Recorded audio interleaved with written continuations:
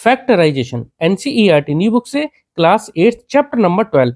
इस चैप्टर के सभी क्वेश्चंस को हम डिटेल में कंप्लीट कर चुके हैं। चलिए अब करते हैं इसके एग्जांपल्स। तो एग्जांपल नंबर 1 देखते हैं, फैक्टराइज। देखिए यहाँ पर 12a² प्लस 15ab², ये दो टर्म है, फैक्टराइज करना है। तो सबसे पहले हम इनको थोड़ा सा सिंप्लीफाई करके या इनके फैक्टर करके लिख लेंगे इनके नीचे। जैसे देखो यहाँ पर 12a² है, ठीक है, तो 12a² को हम किस तरह से और फैक्टर करके हम इसको लिख सकते हैं। देखो 12 को हम लिख सकते हैं वैसे तो 2 इंटू 2 इंटू 3, 2 2 या 4, 4 3 या 12। ऐसे नहीं समझ में आता, कोई दिक्कत नहीं, हम यहाँ पर पहले इनके फैक्टर कर लेते हैं जो हमने छोटी क्लास में सीखा था प्राइम फैक्टर करके।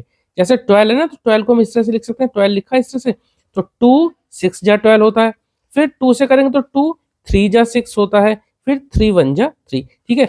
प्राइम नंबर से हम इनको डिवाइड करते हैं और जो ये नंबर आते हैं जिन जिनसे डिवाइड किया है उनको हम यहाँ पर 12 की जगह मल्टीप्लाई के फॉर्म में लिख लेंगे। तो 12 की जगह हम लिख लेंगे क्या, 2 इंटू 2 इंटू 3, ठीक है, 12 की जगह हमने लिख लिया।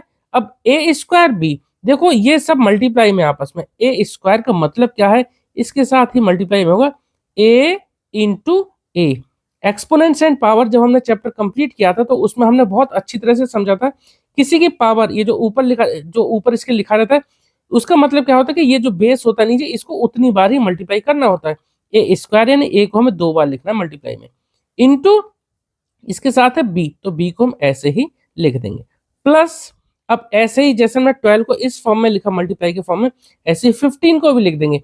15 को लिखना तो आसान है क्योंकि 3 इंटू 5 लिख सकते हैं या 5 इंटू 3 लिख सकते हैं, नहीं आता कोई दिक्कत नहीं, आप इस तरह से इसके भी प्राइम फैक्टर लिख सकते हैं। जैसे हमने 15 लिखा, अब इसको किसी ऐसे प्राइम नंबर से डिवाइड करने हैं जिससे कि पूरा का पूरा डिविजिबल हो जाए। ध्यान रखना प्राइम नंबर से ही डिवाइड करते हैं। तो चलो पहले 3 से अगर करके देखें तो 3 5 जा 15 हो जाएगा।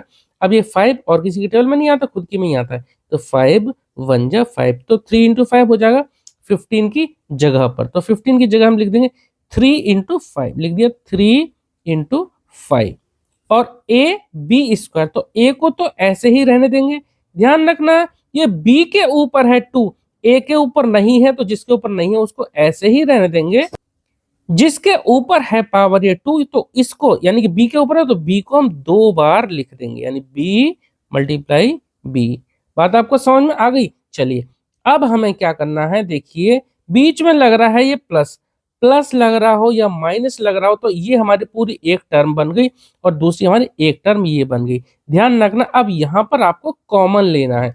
कॉमन मतलब जो इस टर्म में भी और इस टर्म में भी सेम हो। जैसे यहाँ देखो 2 इंटू 2, यहाँ पर जैसे 2 है, यहाँ पर है 2 नहीं है, तो 2 को हम कॉमन नहीं ले सकते। 3 यहाँ पर देखो एक 3 ये है और यहाँ पर भी एक 3 है, तो 3 को हम बाहर यहाँ कॉमन ले सकते हैं, तो हमने लिख लिया यहाँ पे 3। इसके बाद और भी कुछ अगर कुछ कॉमन हो तो वो लिख लेंगे।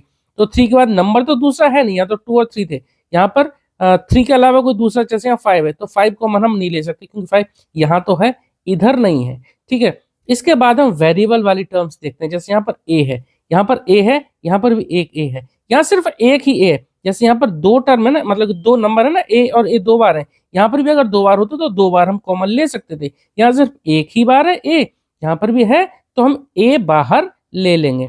आप 3 के साथ और a के बीच में मल्टीप्लाई लगाना चाहो लगा दो, नहीं तो कोई फर्क नहीं पड़ेगा। यहाँ अंडरस्टूड है कि यहाँ मल्टीप्लाई का साइन छुपा हुआ है, ठीक है। और यहाँ पर b, ये रहा b और यहाँ पर भी b है, तो यहाँ से b और यहाँ से b हम बाहर कॉमन ले सकते हैं, तो उसको भी हमने लिख लिया यहाँ पर b, ठीक है। एक ही बार है b यहाँ पर, यहाँ 2 बार है, तो आप 2 बार नहीं लेंगे, जो हमें मिनिमम वो लेना है जो दोनों में कॉमन हो। जैसे यहाँ b एक बार है, यहाँ 2 बार है, तो सिर्फ हम कम वाला लेंगे। जैसे एक बार है तो एक बार ही हम यहाँ पर लिख देंगे। क्लियर हो गया। चलो अब लगा देंगे हम ब्रैकेट, ठीक है। यहाँ से और यहाँ से जो मैक्सिमम कॉमन हो सकता था हमने ले लिया। अब जो ब्रैकेट के अंदर वो लिखेंगे जो ये जो हमने कॉमन लिया है बाहर, इसको छोड़कर। जैसे यहाँ पर इस पूरी टर्म में प्लस से जो पूरी टर्म है ना, इसमें 3ab को छोड़ दो, तो 3ab जो हमने नीचे निशान लगा रखा, इनको छोड़ दो, बाकी के हम लिख देंगे। जैसे यहाँ 2 2 बार है, तो आप यहाँ 2 बार लिख सकते हो, भले आप इसको 2 इंटू 2 4 भी लिख सकते थे डायरेक्ट, पर फिलहाल मैं ऐसे ही रहने दे रहा हूँ। तो 2 इंटू 2 बचा था, और यहाँ 3 बाहर ले लिया, a बाहर ले लिया, b बाहर ले लिया, सिर्फ एक a और बचा, तो एक a हम यहाँ लिख देंगे, ठीक है। मल्टीप्लाई आप लगा सकते हो, नहीं लगाओ कोई दिक्कत वाली बात नहीं है। प्लस का साइन है, प्लस का ही लगाएंगे, माइनस का होता तो माइनस का ही लगाते। अब 3 ए और बी ये हम कॉमन ले चुके हैं, तो इनके अलावा जो बचता है वो हम यहाँ ब्रैकेट में यहाँ पे लिख देंगे, मतलब कि यहाँ लिख देंगे।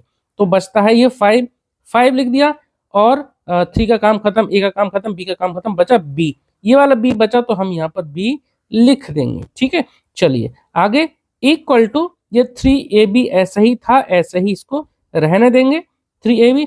अब ब्रैकेट के अंदर आप इनको मल्टीप्लाई करके लिख सकते हो, यानी 2 2 जा 4a प्लस, और ये इधर 5b है तो 5b हम इसको लिख देंगे।